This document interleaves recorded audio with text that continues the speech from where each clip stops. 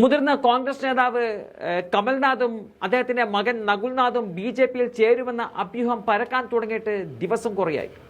കമൽനാഥ് അത് തള്ളുകയോ കൊള്ളുകയോ ചെയ്തില്ല എങ്കിലും കമൽനാഥ് കോൺഗ്രസ് വിട്ടുപോകില്ലെന്ന് ഉറപ്പിച്ചു പറയുകയാണ് മധ്യപ്രദേശിന്റെ കോൺഗ്രസ് നേതൃത്വം.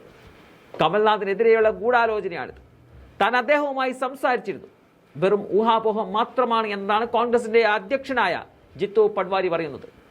താൻ കോൺഗ്രസ്സുകാരനാണെന്നും അങ്ങനെ തന്നെ തുടരുമെന്നും അവസാന ശ്വാസം വരെ കോൺഗ്രസ് പ്രത്യയശാസ്ത്രം പിന്തുടരുമെന്ന് കമൽനാഥ് പറഞ്ഞതായും ജിത്തു പറയുന്നുണ്ട്.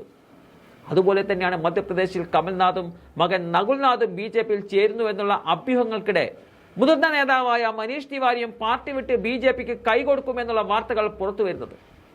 ബി.ജെ.പി ടിക്കറ്റിൽ ലുധിയാന സീറ്റിൽ മത്സരിക്കുമെന്നതാണ് ദേശീയ മാധ്യമങ്ങളിലെ വാർത്ത. എന്നാൽ മനീഷ് തിവാരിയുടെ ഓഫീസ് ഇത് തള്ളിക്കളയുകയായിരുന്നു. യാതൊരു അടിസ്ഥാനവുമില്ലാത്ത പ്രചരണമാണിതെന്ന് മനീഷ് തിവാരിയുടെ ഓഫീസ് വിശദീകരണ കുറിപ്പിറക്കിക്കൊണ്ട് പറയുന്നുണ്ട്.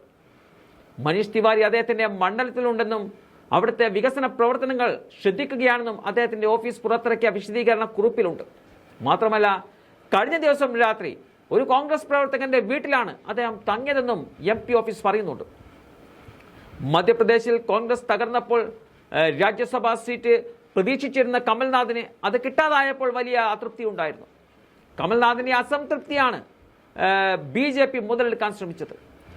കമൽനാഥ് ബി.ജെ.പിയിലേക്ക് പോകുമോ എന്ന ചോദ്യത്തിന് നെഹ്റു ഗാന്ധി കുടുംബത്തിനോടൊപ്പം തന്റെ രാഷ്ട്രീയ യാത്ര തുടങ്ങിയ കമൽനാഥിന് അങ്ങനെ പോകാൻ സാധിക്കുമോ എന്നതായിരുന്നു ദിഗ്വിജയ് സിംഗിന്റെ പ്രതികരണം വന്നത്.